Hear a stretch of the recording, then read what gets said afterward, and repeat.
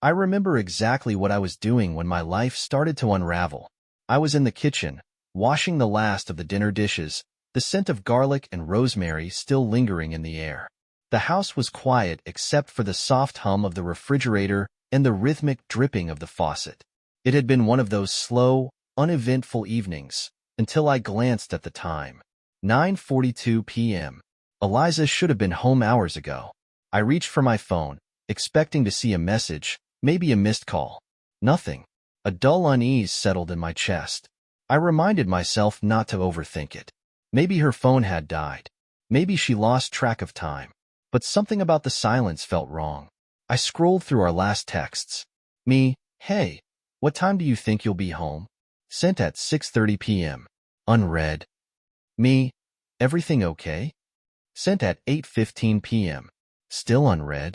By the time the clock hit 11:07 p.m., I wasn't just uneasy. I was pacing the living room, my heart hammering in my chest. I called her. Straight to voicemail. I called again. Same result. My mind started replaying our last conversation. She had left that afternoon saying she had some errands to run. It wasn't unusual, but there was something off about the way she kissed me goodbye. Hurried, distracted. I had chalked it up to her being in a rush. Now, I wasn't so sure. At 12:26 a.m., I tried calling one last time. It rang, and rang. Then, finally, click. Eliza? I exhaled in relief. Where the hell are you? There was a pause. Too long. Too heavy. Then her voice came through, slow and careful. Hey, I fell asleep at a friend's place. Silence. A friend's place? Since when did she crash at a friend's without letting me know? My grip on the phone tightened. Eliza, it's past midnight. You couldn't have sent me a text? Another pause. Then, a shaky sigh. I'm sorry. I didn't mean to worry you. She was lying. I had been married to this woman for 7 years. I knew the sound of her voice when she was tired, when she was nervous, when she was hiding something. And right now, she sounded like a stranger. I swallowed the lump in my throat, choosing my next words carefully. Come home. Another hesitation. Then, finally, okay. But I wasn't convinced. I stayed awake, sitting on the couch, staring at the front door like it held all the answers. Minutes crawled by, stretching into an eternity. My thoughts raced through every worst-case scenario. And then, at 3:14 a.m., the lock clicked. The door creaked open. Eliza stepped inside. Her hair was messy, her makeup smudged, and around her neck, barely visible under her collar, was a faint red mark. A mark that hadn't been there when she left. I met her eyes, and for the first time in my life, I saw fear. She knew. She knew that I knew. And in that moment, something inside me broke. I stood up slowly, my heart pounding, my mind racing. I could have yelled. I could have demanded answers. But I didn't. I simply walked past her, grabbed my keys from the counter, and stepped out the door. She turned, panic flashing across her face. Where are you going? I didn't answer. Because the truth was, I wasn't coming back. I drove. Not with a destination in mind, not with any clear plan. Just with an overwhelming need to put as much distance between myself and that house as possible. My knuckles were white against the steering wheel, my heartbeat pounding in my ears louder than the hum of the engine. I could still see the look on Eliza's face when I walked out, wide eyes, lips slightly parted, a flicker of something between guilt and fear. She knew. And now, so did I. I pulled into an empty gas station parking lot, cutting the engine, the silence rushing in like a wave. My phone sat in the passenger seat, dark and still. I hadn't turned it off, but I also hadn't checked it since I left. I knew if I did, I'd see messages, maybe calls, desperate words typed out, begging me to come home, maybe even explanations. Lies wrapped in just enough truth to keep me hanging on. I clenched my jaw, swallowing down the lump in my throat. It wasn't just about the past 24 hours. This moment, this feeling, had been building for months, maybe years.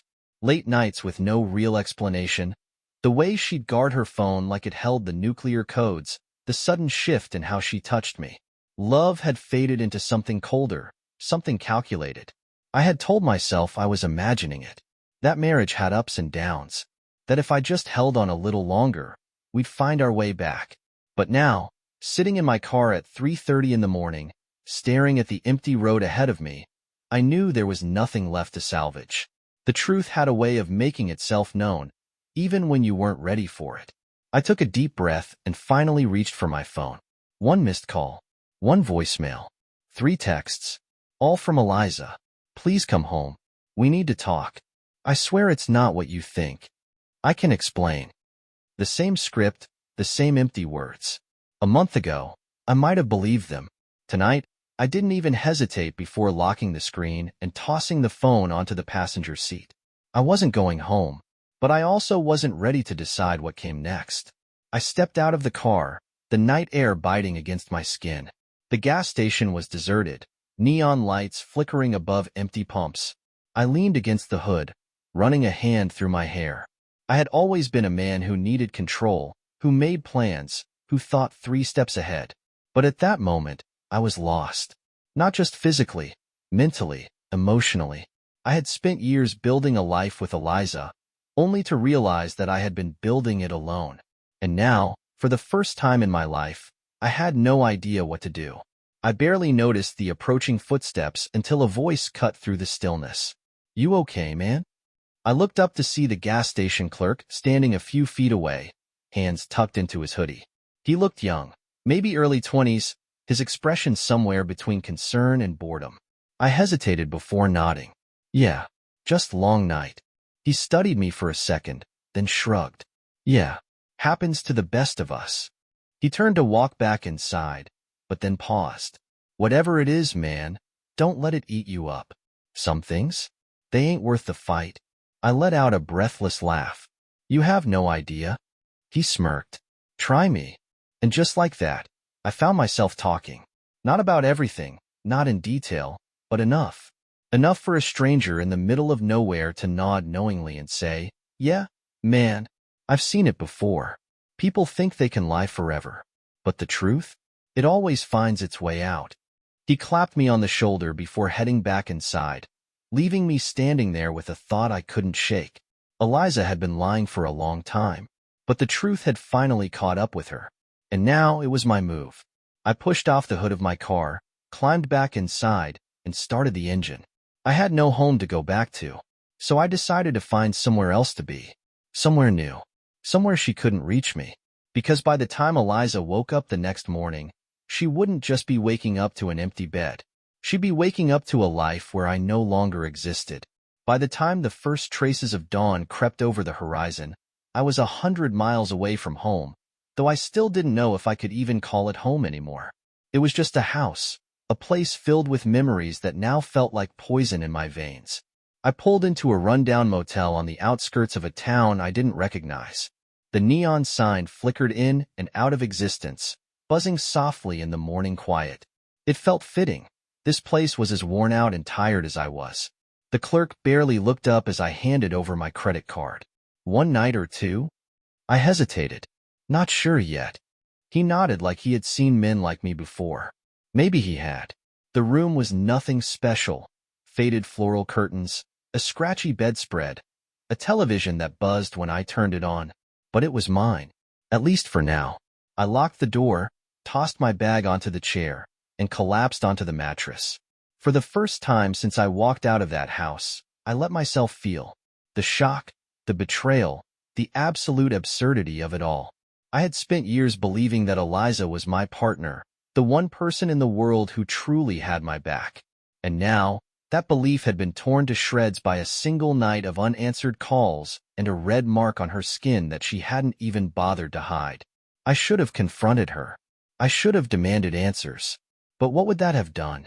Given her a chance to lie? To twist the truth into something I could stomach, just enough to stay? No, I wasn't going to play that game. Instead, I was going to disappear from her life the same way she had disappeared from mine. I closed my eyes, exhaustion pulling at me, but sleep refused to come. My mind was stuck in a loop, replaying every moment from the past year with new clarity. The nights she had come home late, the sudden change in how she dressed, the way she had started turning away when I reached for her in bed. I had been blind. Or maybe I had just refused to see. The vibrating of my phone pulled me out of my thoughts. I didn't have to look to know it was her. I let it ring. Then came the messages. Where are you? I woke up and you're gone. Please talk to me. We can fix this. I swear I didn't do anything wrong. Lies. I turned the phone over, staring at the ceiling. A year ago, those words would have worked on me. I would have given her the benefit of the doubt, convinced myself that I was just being paranoid. But not this time. This time, I wasn't going to be the fool. This time, I was going to let her feel what it was like to be the one left behind. I took a deep breath, grabbed my keys, and walked back out to my car. I didn't know where I was going. I just knew I wasn't going back. The morning air was thick with the scent of rain, the pavement still damp from an overnight storm I had slept through. I sat behind the wheel of my car, gripping the steering wheel, staring at my phone like it held the answers to the questions I had been too afraid to ask. Eliza had sent more messages. I don't understand why you left. Just talk to me. Where are you? Please. I'm scared. Can you just tell me what's wrong? I scoffed at that one. What's wrong? She knew exactly what was wrong. Yet, she was still pretending. It was almost impressive, the level of manipulation, the sheer audacity of playing the victim when she was the one who had vanished for an entire night without an explanation. I had given her my trust, my love, my patience, and in return, she had fed me silence and half-truths, leaving me to sit alone in our house while she did whatever she had done. I clicked my phone off. I wasn't going to give her what she wanted. Answers? No. Closure? Not a chance. I pulled out of the motel parking lot, letting the road stretch in front of me, empty and open. I didn't have a destination, but I knew one thing.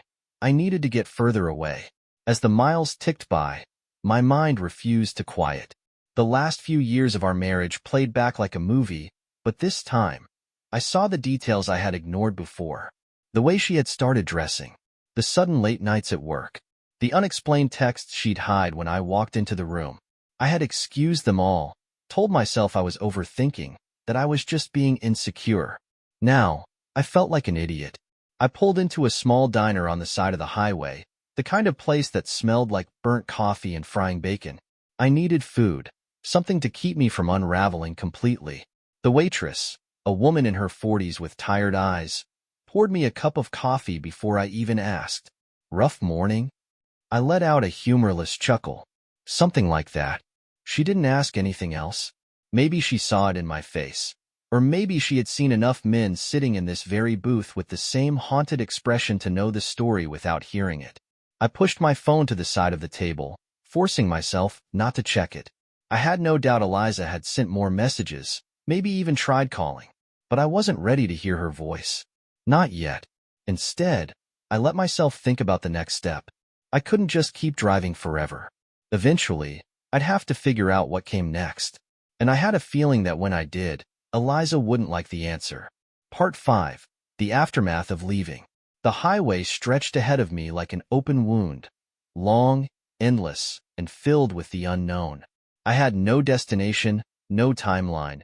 Just an overwhelming need to put as much distance as possible between myself and the life I had left behind. With every mile that passed, the weight on my chest lessened, but the silence in my mind grew louder. I wasn't running, I was escaping. And yet, no matter how far I drove, the echoes of my past clung to me, refusing to be left behind. I pulled off the road when exhaustion finally caught up to me, stopping at a cheap roadside motel that looked like it had seen better days. The neon sign flickered erratically, buzzing like a mosquito trapped in an endless cycle of near-death. I paid for a room in cash, avoiding eye contact with the clerk, who barely looked up from his phone. The room smelled like stale cigarettes and cleaning chemicals. The bedspread was an unidentifiable shade of brown, the kind of color that concealed years of neglect. None of it mattered. It wasn't home. But then again, nowhere was home anymore. I sat on the edge of the bed, staring at my phone. I had sworn I wouldn't look, but curiosity, or maybe some last shred of masochism, made me unlock the screen. Eliza had called 11 times. Her text had shifted from desperate to confused, then to angry. You don't get to just disappear, Eli.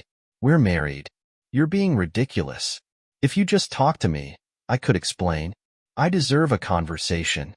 Fine. If you want to act like a child, do whatever you want. But you'll regret this. That last one made me laugh. A short, humorless sound that barely escaped my throat. Regret? The only regret I had was not leaving sooner. I tossed the phone onto the nightstand and collapsed onto the bed, my limbs heavy with exhaustion. But sleep didn't come. Instead, my mind unraveled every moment that had led to this, picking apart the details I had ignored for far too long. The truth was, I had seen the signs. I just hadn't wanted to believe them. The nights she stayed out late with vague excuses, the way she had started guarding her phone like it contained state secrets, the intimacy that had slowly faded, replaced with polite distance and cold apologies. It had been happening for months, maybe years. And yet, I had stayed. I had convinced myself that love was supposed to be hard, that marriage was meant to endure rough patches. I had told myself that she was just busy, just tired, just stressed. But people don't disappear for 24 hours and come back with half-hearted excuses unless they have something to hide. A knock at the door jolted me from my thoughts. My pulse spiked as I sat up, my body reacting before my mind could catch up. No one knew I was here. I stood slowly, my breath caught in my throat. Another knock, this time softer. Cautious. I crept to the peephole, my fingers gripping the door handle like a lifeline. The woman outside wasn't Eliza. She was young, early 20s maybe, with dark hair pulled into a messy ponytail. A nervous energy surrounded her, her fingers twisting the hem of her oversized sweater. I hesitated before cracking the door open an inch. "Can I help you?" She exhaled in relief. "Oh, thank God. I was afraid I had the wrong room." I frowned. "I think you do." She bit her lip, glancing over her shoulder before lowering her voice. "You're running, aren't you?" My spine went rigid. "Excuse me?" She smiled, but it wasn't the kind of smile that brought comfort. It was the kind that hinted at understanding, like she knew exactly what I was going through. People don't end up in places like this unless they're trying to disappear. I stared at her, my brain struggling to process what was happening. She took a step back. "I'm in room 112 if you decide you want to talk." Then, just like that, she was gone. I closed the door, locking it twice before backing away. My heart was hammering in my chest, my skin buzzing with unease. Who the hell was she? And more importantly, how had she known? I wasn't sure if I wanted to find out, but something told me I wouldn't have a choice. I didn't sleep. I tried. Hell, I needed to. But every time I closed my eyes, my mind kept circling back to that knock at my door. The woman, her voice laced with something between curiosity and certainty. "You're running, aren't you?" The way she said it, like she knew me, like she had seen this before. By the time the pale light of dawn bled through the thin motel curtains, I had made up my mind. I needed answers. Whether I wanted to admit it or not, the stranger at room 112 had pulled something loose in me, a question I didn't know how to ask. So I went looking for her. I knocked once, then again, the sound too loud in the quiet morning air. For a second, I thought maybe she had left. Maybe I had imagined the whole thing in my exhaustion. Then the door cracked open. She was standing there, eyes still heavy with sleep, her messy ponytail now just a loose wave of dark hair over her shoulder. She wore the same oversized sweater, her expression unreadable. She looked at me like she had expected me to come. "You lasted longer than most," she muttered, stepping aside to let me in. The room was the same as mine. Bare walls, cheap furniture, an overwhelming smell of bleach and stale air. The bed was unmade, a half-empty bottle of whiskey on the nightstand. "Who are you?" I asked, closing the door behind me. She sat on the edge of the bed, stretching lazily. "Who do you want me to be?" I didn't have time for games. "How did you know?" She gave me a slow, almost amused look. "That you were running?" She exhaled, brushing a hand through her hair. "Because you look like a ghost. Because you checked in late, paid in cash, and haven't turned your phone on since you got here." I stiffened. Had she been watching me? She must have caught the tension in my posture because she held up a hand. "Relax. I don't know your story, but I know the look. Seen it before. Lived it before." I hesitated, watching her. So what? You just make it a habit of tracking down people who look lost? Sometimes, she admitted with a shrug. It's how I survived for a while. I ran a hand over my face, exhaustion weighing down on me. I didn't come here to play 20 questions. I need to know why you knocked on my door last night. Why you cared. For the first time, something flickered across her face. Something real. She leaned forward, her elbows resting on her knees. Because no one wants to disappear, Eli. My stomach twisted at the sound of my name. I hadn't told her my name. She saw the realization on my face and smirked. Relax. Your wife isn't the only one who can use the internet. You made it easy. Cold panic shot through me. What the hell does that mean? She rolled her eyes. It means you left fast but not clean. I don't think you realize how easy it is to track someone who suddenly ghosts their life. If I could do it, someone else could too. My mouth went dry. You saying she's looking for me? Not yet, she said, standing. But she will be.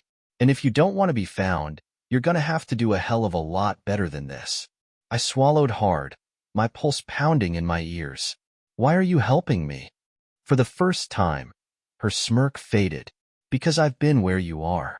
And trust me, you don't want to make the same mistakes I did. She reached into the drawer beside the bed, pulling out a small burner phone. She tossed it to me. First step? Ditch yours. I stared at it, my grip tightening around my own phone. I had already left, already disappeared. But maybe, just maybe, I wasn't done running yet. I stared at the burner phone in my hand, my thumb brushing over the cheap plastic casing. It was lightweight, disposable, something meant to be used once and forgotten. A lifeline for people like me, people who needed to disappear. I looked up at the woman standing in front of me, waiting for my decision.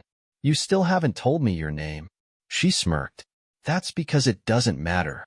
Something about the way she said it sent a chill down my spine. She wasn't just helping me. She had been me once. She had left a life behind, cut ties with a past that had tried to swallow her whole. I exhaled slowly, my grip tightening around my phone. Then, without another word, I unlocked it and pulled up Eliza's messages. She had sent more. Eli, I don't understand what's going on. Can we just talk? I miss you. Please, don't do this. I clenched my jaw. For years, I had loved this woman, given her everything I had. And now? Now she was playing the same game she always had, pretending, twisting the truth, making herself out to be the victim. I could have answered her. I could have demanded an explanation, forced her to confess, to tell me what really happened that night she disappeared. But I already knew what she would say. She would lie. She would spin a story just believable enough to make me hesitate. And if I hesitated, she'd win. I wasn't about to let that happen. I took one last look at the messages before I powered off my phone for the last time.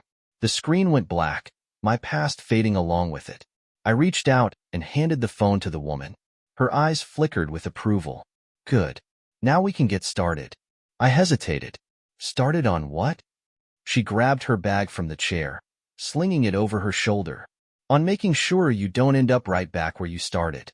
I followed her out of the motel room, the early morning air crisp against my skin. The world felt different now, emptier, but in a way that was almost freeing. For the first time in my life, I wasn't waiting for an answer. I wasn't waiting for an apology that would never come. I was done waiting. She walked ahead of me, her pace steady. Come on, Eli. You're not the first man to lose himself over a woman. I let out a breathless laugh, shaking my head. And what? You think I can just start over? Just like that? She stopped, turning to face me. You already did. The second you walked out that door, you became someone else. I swallowed hard, letting her words sink in. She was right. Eliza would wake up this morning expecting to see me waiting for her, expecting to manipulate her way back into my head. But she would find nothing, because I was already gone. And for the first time in my life, I wasn't looking back. The sun had fully risen by the time we reached the parking lot. My car sat where I left it, covered in a thin layer of dust, like a relic of a life I had abandoned overnight. The woman, my unexpected guide through this strange new reality, leaned against the hood of her own car, watching me with the quiet patience of someone who had seen men like me before.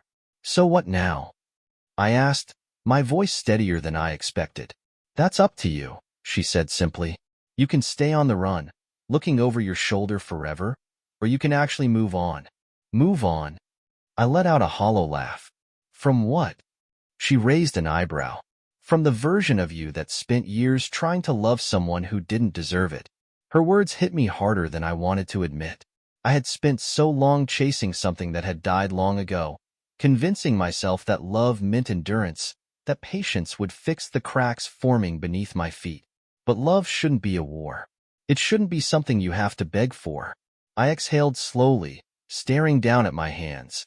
"And how exactly do I do that?" She smirked. "Start small." She reached into her pocket and pulled out a small, folded piece of paper. She pressed it into my palm before stepping back. "This is where I'm headed. You ever feel like figuring out what's next, you'll know where to find me." I unfolded the note. A city name. A coffee shop. A time. I looked up, but she was already sliding into her car. "Wait," I called after her. "What's your name?" She grinned. "Call me whatever you want. Just don't call me someone who looks back." With that, she started the engine and drove off, leaving behind a trail of dust and unanswered questions. I stood there for a long moment, the paper still in my hand. I could get in my car and keep running. I could disappear completely, become just another ghost in a world that had no idea I existed. But for the first time in days, I realized I didn't want to run. I wanted to live. And maybe, just maybe, I'd start with a cup of coffee in a new city with a stranger who understood what it meant to start over. Smiling to myself, I climbed into my car and turned the key. I wasn't running anymore. I was finally free.